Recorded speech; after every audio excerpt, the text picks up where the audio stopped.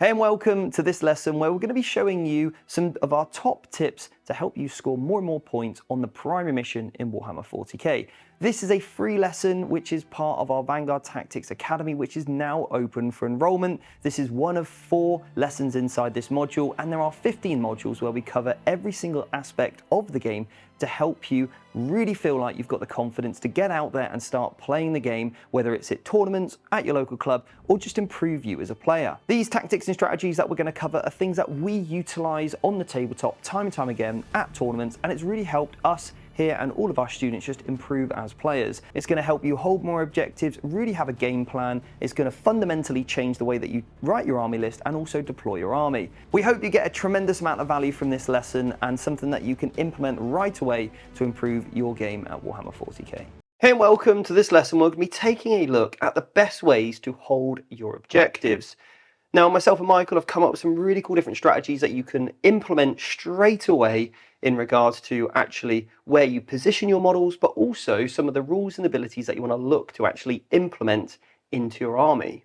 Yeah. So Michael, why is it so important to actually hold objectives? Okay, so this is going to sound really simple. How do you hold an objective?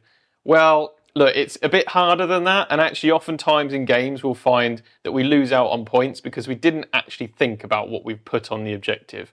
So this is incredibly important because during the game you're going to want to hold 2 objectives for the majority of that game, okay?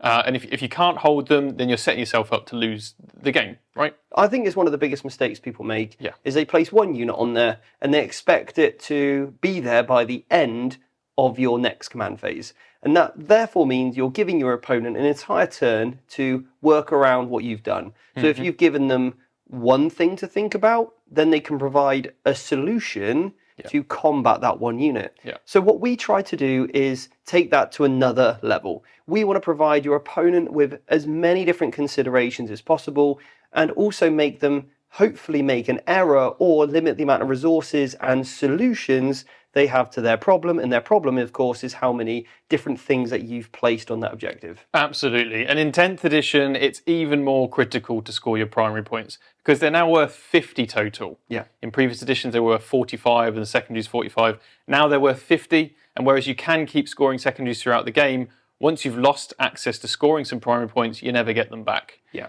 So holding your primary is especially important in 10th. And of course, the way that it works is different in 10th as well. So the most important thing to consider is holding an objective. You need to have some objective control on an objective. Yeah. Now, objective control, obviously, it's on your data sheet. We've been through this before, but it's a quick refresher. That OC number will stand for the amount of objective control each of your models have in that unit. So, for example, if you're OC2 and you've got 10 models, and all of those 10 models, some part of their base is within, so that only means if we look at our objective here, I only need to be on the edge of it, and now I've got OC2 on this objective. Yes, very good. And if you don't own objective markers with the 3-inch radius, strongly recommend you get your hands on some, either through us and the merch package that will be coming, or, of course, if you can find them online or anywhere else, because having just the 40mm won't quite make this as easy to understand. Yeah, and that's exactly it. So the middle ring there is the 40mm objective, and then, of course, that's 3 inches out to the edge there. So you don't need to be wholly within range, you just need to be within range. And remember, for competitive play, you can place models on top of the objective now. Yes. So that certainly does help, which is different to the core rules of the game. So yeah, I would have OC2. For example, if I've got a vehicle and the vehicle is, let's say, OC5, then all of a sudden, if this was my opponent's vehicle, my opponent would control this objective. Very nice. Because they would have OC5 and I would have OC2. Cool. I would need 2 more models from my unit. So now I've got OC6 compared to my opponent's OC5, and it would be under my control. So it's based on model to model or unit to unit, okay?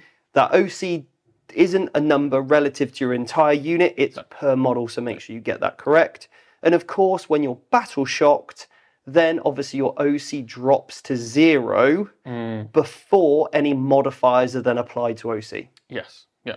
And that's something that we'll cover in this lesson as well, as to some of those really cool abilities that I think are often overlooked by players.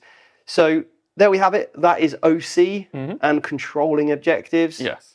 So Michael, where do we start when we come to think about holding an objective? What's a good place to start? Okay, so we've got our objectives on the table, and we're going to refer to these later in the module as well. We've got something called a non-negotiable, which is usually the one in our home deployment zone. Yeah. This one we can afford to put less units on. And why so? And this is usually because there's line of sight blocking terrain in the way. Yeah. And obviously this changes if your opponent's got indirect, but you can have, maybe one unit on your home objective, or none if you manage to use the sticky objectives, control it even if you're not on it, ability. And that's what we'll call from now on sticky. If we sticky an objective, it means it's going to remain under our control until our opponent takes it off.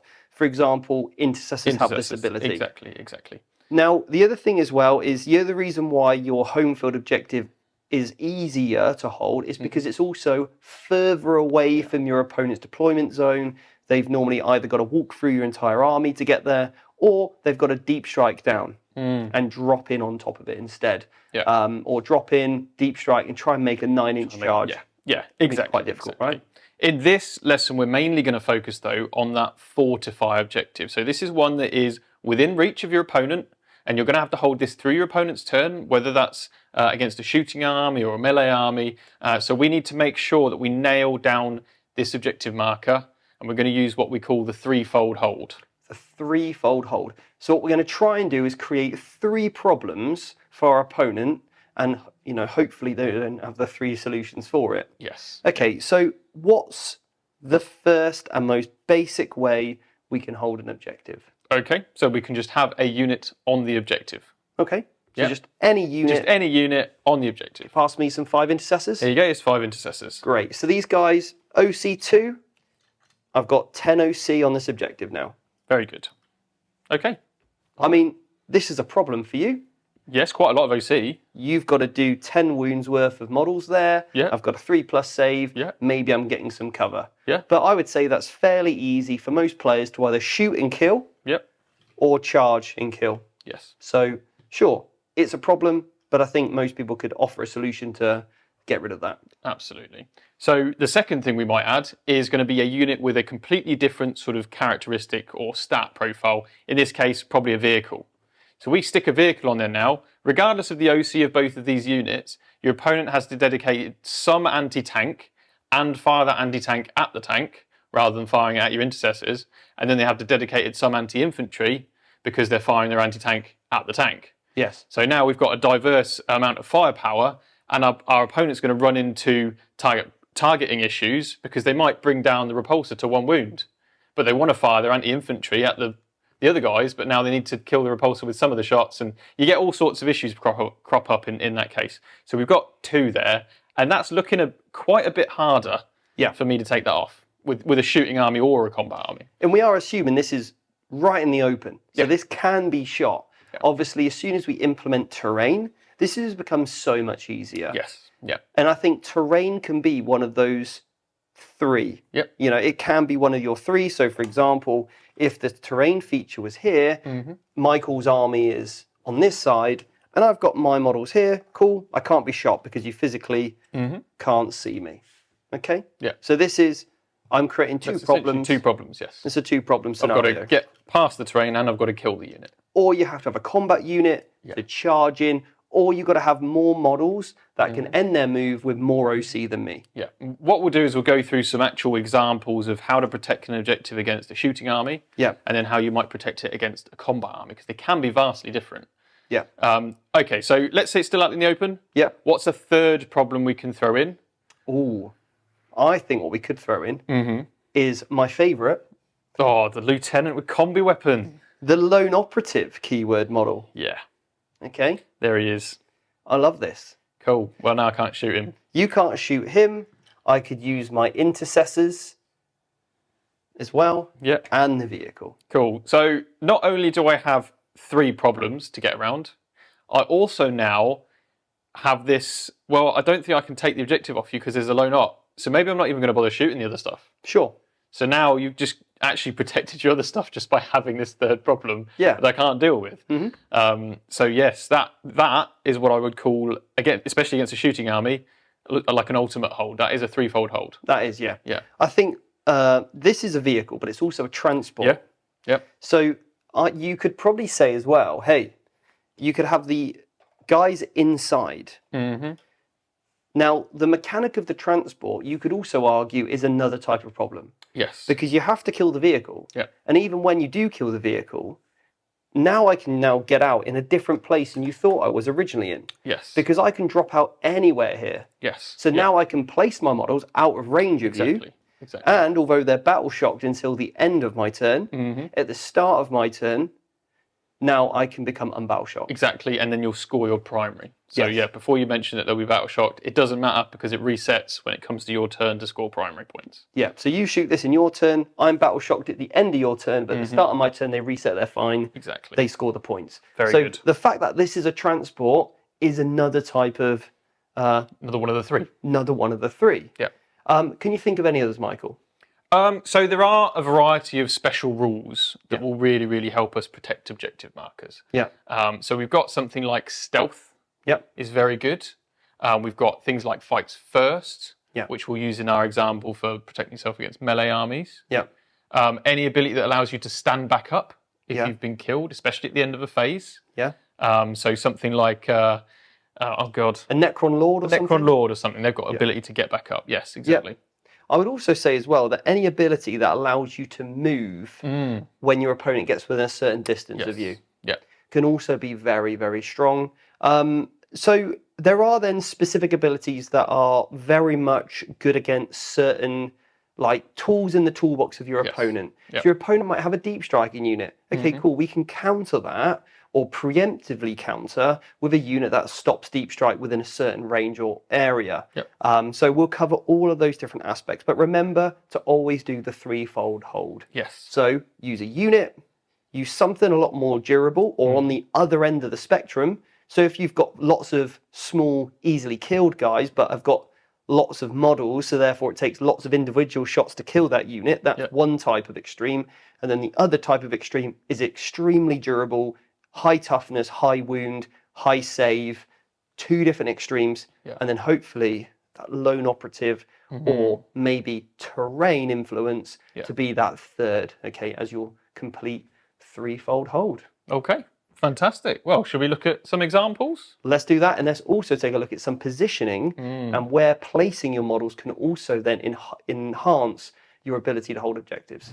Okay, so let's take a look at some positioning and some examples. So before we even worry necessarily about, how to defend yourself against a shooting army or a combat army, I think the most important thing to look at is how you actually defend yourself from your opponent taking the OC from you.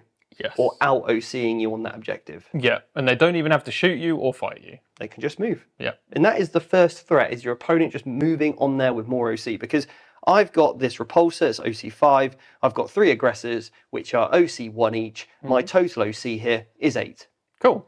My opponent, you, Michael, have got a devilfish here. Yep. And maybe the end of the move couldn't even get it on the objective. No, but that's okay, because I'm going to disembark after I've made my normal move. You are. And I'm going to drop 5 breaches, which are OC2 each, on the objective. Right, and I'm out of CPs, I can't overwatch. Cool. That's OC10 to me. And I've got my unit. Yep. I've got this, and I could have even had a lone operative. My OC's 9. Yep. Although I have the threefold hold, I haven't done enough to stop you from just moving. So the first thing is, how do we defend ourselves against our opponent doing this? And the key to remember is engagement range. Remember that your opponent cannot end a move in engagement range of you. Okay, so if I knew my opponent had, let's say, a devilfish quite close in the battlefield to me, I can see them staging from terrain, and I'm like, that's a bit of a threat. And as we always talk about, when you're going into your turn, you want to think about the objectives you need to hold, what units you need to kill, and what threat you need to neutralize. This classifies as a threat you need to neutralize. Maybe you can't kill the devilfish because it's hidden. Maybe you don't have enough guns in range of it. But quite simply, all you would do is use your 2-inch coherency between all of these models so that your opponent cannot end their base size, which is 25 mils, inside an inch of either of these models. I'm going to use my lone operative also in that same vein. And then what I'm going to do is just fill this gap with my transport. Foiled me. So this means if my opponent's transport is over here, all of a sudden you're going to have to get all the way round, and this is my weak spot over here, and I probably could even get a bit more smart with this and make it near on impossible to actually get here. And I could also tighten up my unit even more so. And actually now I don't think you can get on there without being engagement range. Nope, and I ain't charging those aggressors. You're definitely not charging the aggressors. So, yeah, cool. I'm good. The lone operative you could charge. Could charge the tank, but I still don't think there's any space on the other side of it. So no, you probably don't have enough room to fit all 5 models. Nope. Because you've got to think about the size of your bases. Exactly. So yeah, this now is a perfect threefold hold with the extra advantage of placement so your opponent just can't move onto it. Very good. They're going to have to charge you. Yes. And they're going to have to kill you. Yeah. Or a combination of two. Okay, so Michael, let's take a look at how we can defend ourselves against a shooting army. Cool. So Michael, let's take a look at how we can defend ourselves against a shooting army. Now, specifically here, what I've gone for is 5 intercessors. They're battle lines, so they're OC2 typically. Cool. Most battle line units in the game, or a lot of them, do have that ability to sticky an objective. Yeah. So I got out in my previous turn, and I'm hoping I can sticky this objective. Very nice. That's really important for me, because then I can leave it, move on with the rest of the game, or it remains under my control. Next up, I've got the repulsor, the transport maybe they got out high of. toughness as well. High toughness. Yeah. And of course, I've got my lone operative. And I've kept him back on the very edge of... I know where you're deployed. You're over here. Yes. Yeah. I'm going to be right at the back here to maximise that 12 inches. Yeah. Okay. Okay. I mean, as it stands, I can't get within the 12. Yep. So it's going to be very difficult for me to take the objective anyway. Yes. If I could get within the 12, I now have to deal with all of these guys, the tank, and the lone operative. Yeah. I don't think I can. No, so let's say I don't have him. Let's say I don't have the lone operative, and instead what I've gone is for the company ancient. Right, okay. Okay. Cool, cool, cool. So I think this is a bit easier because I can actually kill this stuff. Or you could battle shock it. Or I could battle shock it, yeah. Yeah. Okay. Because although you might not be able to kill the repulsor, if you can just get it below its half wounds, then obviously you could battle shock both units. And I think when you look at it like that, you only need to kill, this is a starting strength of 6. Yeah. Killing 4 intercessors. Yep. Quite easy. And then also dropping 9 wounds off the repulsor. So it's on 7 left. Yeah, I think this is probably where most people lose their primary points without realising it. Yeah. Is because of this setting yourself up to fail your battle shock. And let's say you've already used insane bravery. Yep. Or perhaps obviously these are both below starting, so you can only insane bravery one of them, right? Yeah. So yeah, sticky situation. Now, the other great thing about this model here, the company ancient, what I love about him and any other rule like it, what it does is it gives you 1 point of OC. And a lot of people just read it as, oh, why would I need to be OC3? You don't necessarily need to be OC3. When this rule is really important and it comes in is actually when you become battle shocked, your OC becomes 0. Then you apply this modifier, you now have OC1 back. Yes. So if this was potentially a 10-man unit originally, or 11 with the company ancient, and you take it to 5 models remaining, it's under half strength, they become battle shocked, but then the banner triggers, I'm now OC 1 each, that's 5, even without the transport on. Yep. Now I've done their job of sticking this objective because I now control it in my command phase. Yep, very good. So that synergy together works really, really well. On my second turn, even if I kill them, you still hold the objective. Yeah. So as we saw earlier, the lone operative straight away guarantees this objective from a long-range shooting army. Yep. If I knew I didn't have the lone operative, and I knew I went for the ancient instead, I would actually have this in the transport. Yes. And then what I would do, you would shoot me, I would try and use a stratagem like pop smoke, -1 to hit. Yes. I'm going to make this vehicle soak up as much damage as I possibly can. Yes. And then, after that, when the unit gets out, then hopefully you've run out of shots and run out of assets to actually kill the intercessors. Yeah. So even if you do kill it, they jump out, and then they can obviously sticky the objective. Yes. And if we're in a game of a hold more, and you need to hold more than me, and you think, well, if I can battle shock this unit, because I've got the company ancient in, although I come out and I'm battle shocked, I'm still OC 1 each. Yeah. Do like that +1 OC. It's good, isn't it? Very good, very good. And likewise, any ability that maybe just turns off the fact you're battle shocked. Yeah. So like the Chaplain for Space Marines or the Commissar for Guard, where that you can just say, I'm not battle shocked anymore.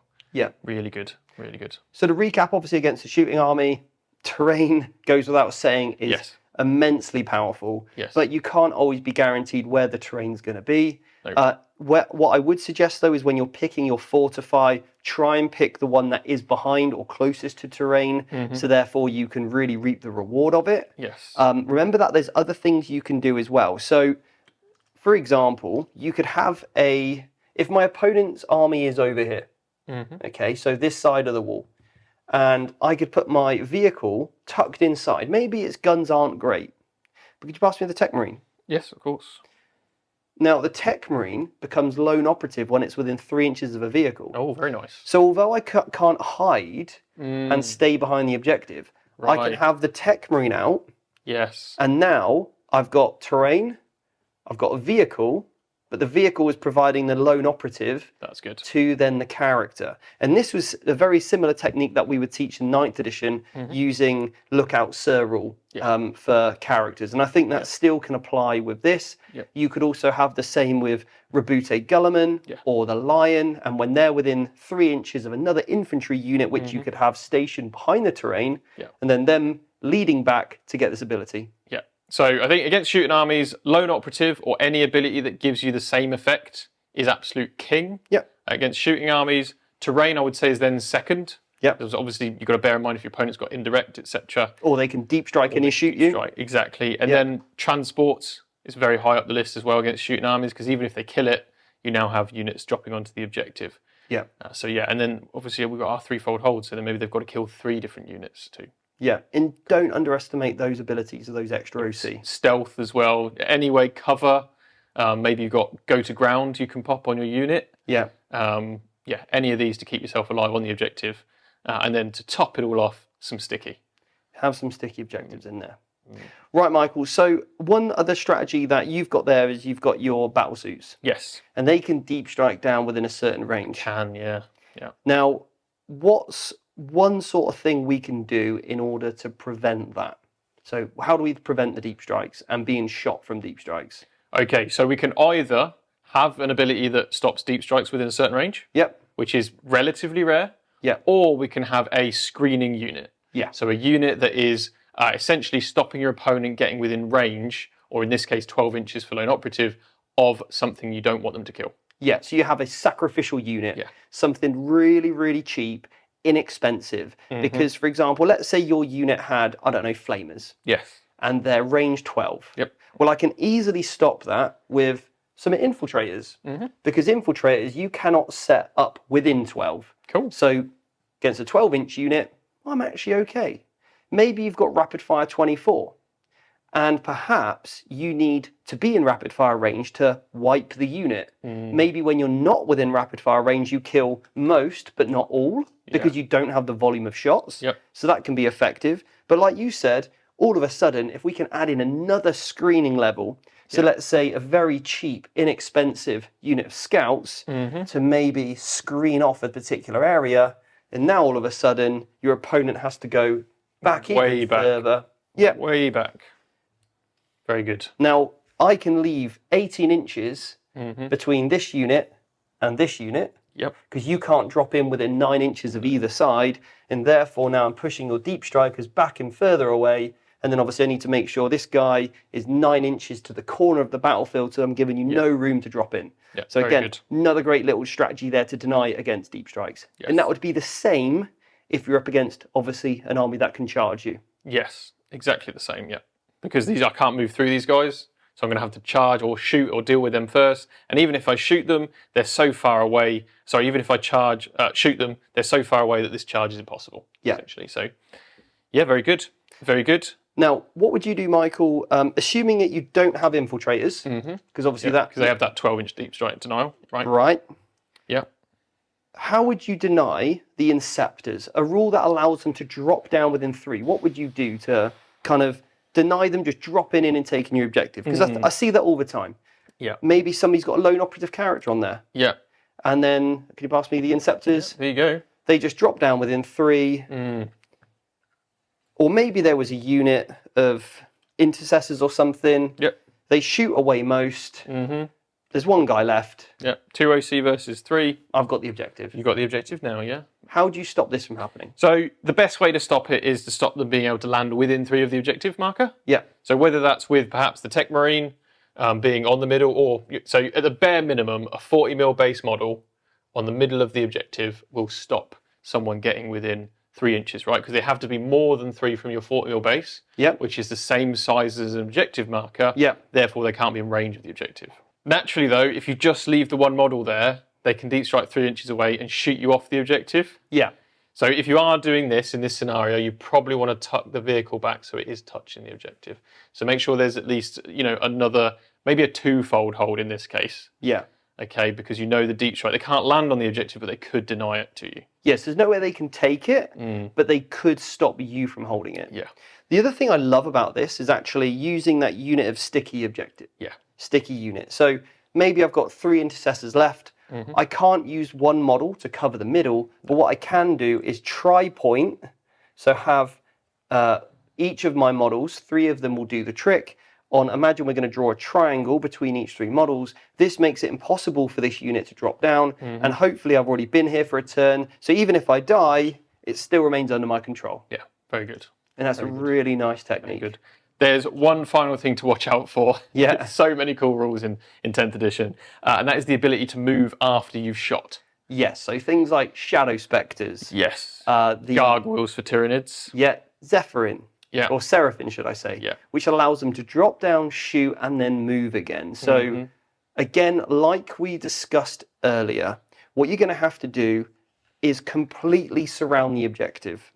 So that there's no way for them to end in engagement range of your unit.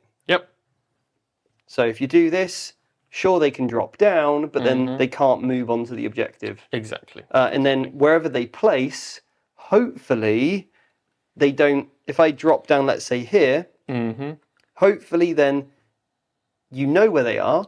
So when you remove your models, you take them from the other side. Take them from the other side so they still don't have enough movement to get around. And usually you won't see a unit that can deep strike 3 inches away also have the ability to move. So that's very rare. I don't think it's anywhere actually as it currently stands. So do watch out though if they can do both, because that is incredibly dangerous. I think with the one exception of Grey Knight Inceptors, Interceptors. Because they can... Interesting. They got a stratagem, drops them within 3. So we're talking a very rare situation.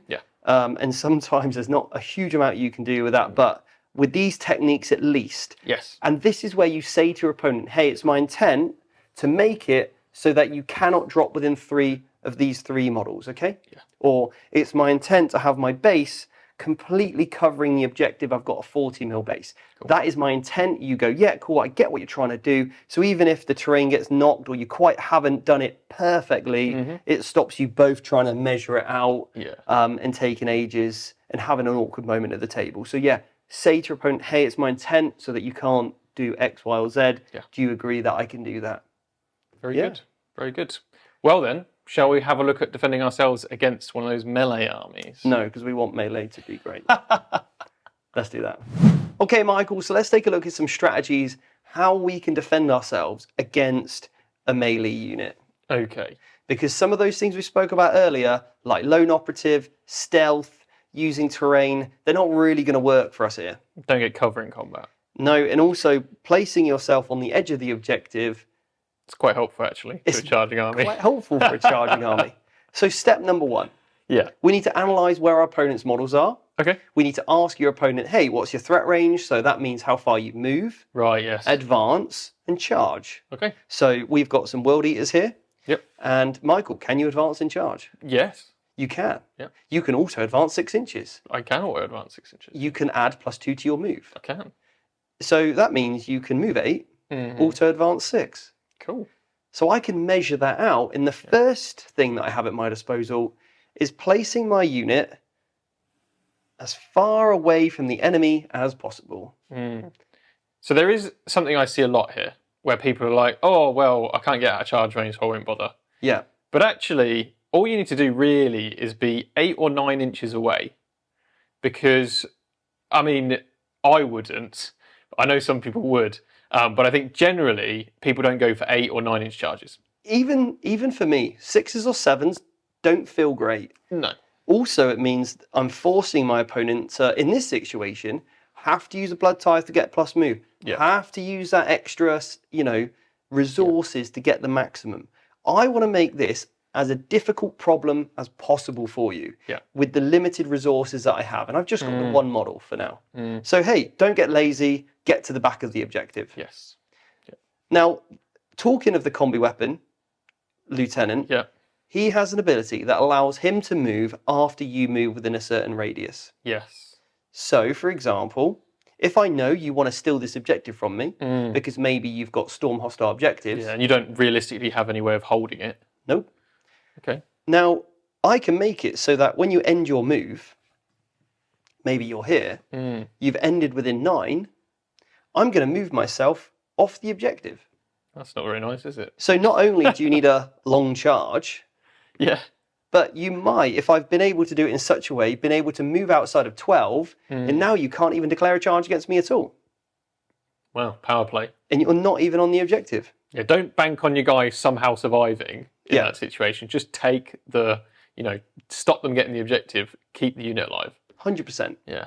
So let's say speaking of which, of a unit that's allowed to move when you get within a certain distance. Yeah. I know that you kind of want to put more models on this objective than me. Yeah. So let's say I'm taking the Gladius task force, and you move within 9 inches, and it allows me to move a unit either D6 or flat 6, depending on the variable. What I can do here is say, right, okay, cool, I'll leave the lone op guy. Yeah. He's pretty important to me. And then what I'm going to do is I'm going to move this unit 6 inches out to here. Okay, cool. And in this case, if I charge you, I'm going to have to base you. You do.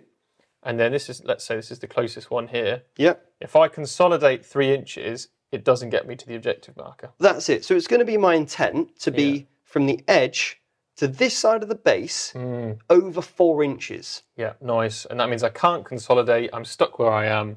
I've killed your unit, and now you can retaliate. Now, there would have been a problem if I would have used 2-inch coherency. Because what you could have done is moved through and gone on that side. Yes. And then piled in and consolidated to there. Or sorry, you could consolidate to there after you killed me. So that's really important. Hey, I'm going to make my difference less than 32 millimeters. And I want to make sure that the edge of my base is over 4 from here. Okay. So that's going to require you to make a really long charge to make it to that position. And ideally, I would try and wrap you in this sort of way, and therefore it's going to be even harder for you to get around. Very nice.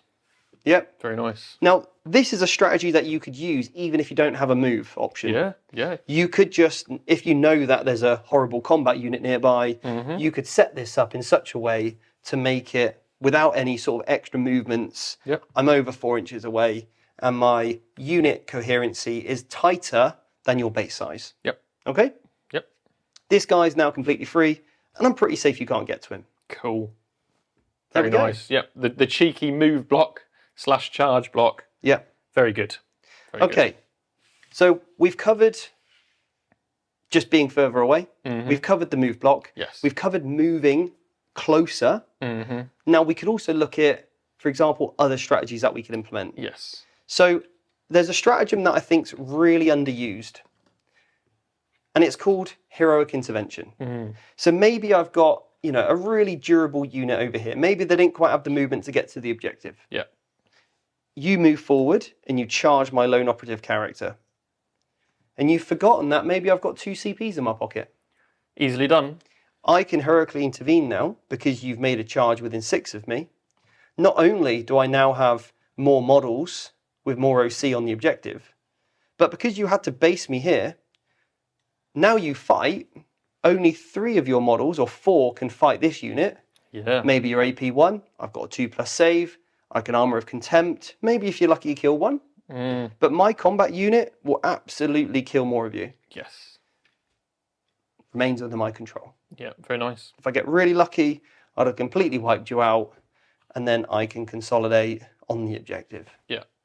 So again, heroic intervention can sometimes be fantastic with these really durable units. Yeah, you could even use the combi weapon lieutenant's ability to move to make the charge end within 6 of a heroic intervention. You could. That would be a big brain play. That's a real combo of rules. Yeah. Now, we've got another one for you. Okay. To take that one step further. Oh no, it's the ultimate trump card. It is the ultimate trump card. I've got a unit here with fights first. Oh, it's the Uno reverse of melee 40k. It really is. So, what the great thing is here is that you physically cannot charge me. Well, you can. I can, but I'll die before I get to strike. You are absolutely welcome to charge me. Yeah. But remember, we start alternating with units that have the fight first keyword, starting with the defender, which is me. Yeah. So we start with me, I pick my unit to fight, and I pretty much kill you. Yeah. Okay, now, if I had this unit twice on another objective, Yes. you can actually charge both. Yeah. Because I'll fight with the first one, you'll then fight with the next one.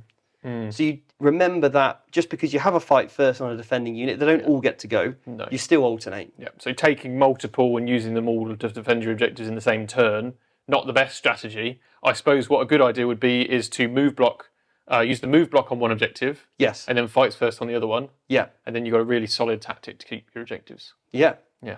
I like it. The fight first combo, really good. But I got another one, Michael, for you. Oh God. Okay. Okay. So let's say earlier in the game, I've somehow stickied this objective. Yes. Okay, so it's my objective. I don't have the character for fight first anymore. Okay. You charge me. You fight me. Yeah. You kill me. Oh no. But I've got fight on death. Okay. I kill you back, and because I've stickied the objective until a command phase, it still remains under my control. Yes. So although you've wiped me from it, it doesn't matter. It's still mine because I can fight on death. Very nice. Very nice. So again, another really good strategy used in this particular scenario. So there is one final way to control primary. It's another rare rule. It's gotten more common in 10th edition, and it works against shooting or combat. And this is one where you can return models to the table. Ah, very nice. So you can very cheekily perhaps hide behind this wall.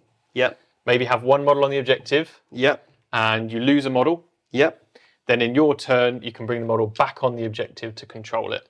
Ah, and obviously it'll work against shooting because maybe one unit shoots and kills a couple. Yep. And I can't shoot the rest because they're out of sight. Yeah, and maybe this could be Grey Knight Terminators. Yeah, Grey Knight Terminators. With an apothecary, Yep. And then they can bring a model back. Likewise against the charging opponent, they could kill this guy and a few more, but then their OC, you can switch it to your objective. Yeah. Actually, as well. Especially after you've hit them back.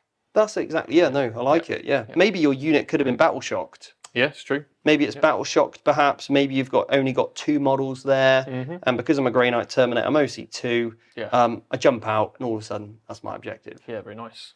Yeah. Cheeky. That's really, really good. Cool. Okay, well, we've sort of gone through the trump cards. We've got Lone Operative as the trump for shooting armies. Yeah. Fights First as the trump card for combat armies. And this is how you can defend your objectives properly, get you your primary points over the whole game, and do well overall with your sort of consistent scoring. Yeah, and one final thing to remember is don't get lazy with your movement. Make sure your models are in the right place and at the right time, and make sure you communicate that properly with your opponent. Yeah, absolutely. You don't want to try and set it all up, not quite say your intent, and then all of a sudden your opponent find a loophole or a way that you've mispositioned. So communicate really importantly, don't get lazy, and we'll see you on the next lesson. So I really hope you found that lesson valuable and you understand how to hold objectives better, or maybe it's reconfirmed things that you already know. But either way, if you want to get access to all of the extra videos that are in the Academy, then do consider enrolling with us. We've got live lessons happening every single week. Wherever you are in the world, you'll be able to access the Academy, the live lessons, and really be part of a community that represents sportsmanship, fair play, and be an amazing opponent at the table. And we hopefully will see you in our communities very soon.